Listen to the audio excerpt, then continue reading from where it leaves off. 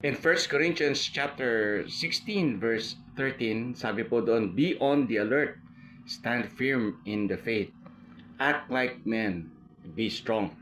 Ito po ay isang final greetings ni Paul sa mga mananampalataya sa Korinto. And itong church na to ay nakakaranas ng iba-ibang pagsubok, iba-ibang problema, iba-ibang paninira, lalong-lalo na sa loob within the church. And binigyan sila ng encouragement ni Paul na magmahalan kayo, kung ano yung mga ginagawang mali, wag niyong gawin, kung ano yung mga ginagawa sa inyo, yung pagpe-persecute sa inyo, manatili kayo, manampalataya kayo sa Diyos, at panatiliin nyo ang pag-ibig.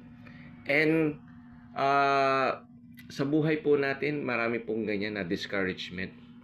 Ito ay pwedeng mangyari sa lahat. Pwede tayong ma-discourage sa mga problema.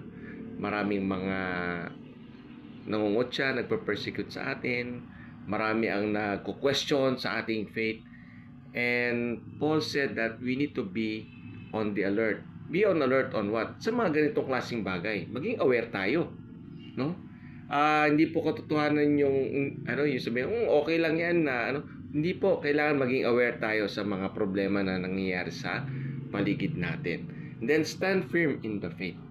So ibig sabihin, manatili tayong matatag sa ating pananampalataya and be strong.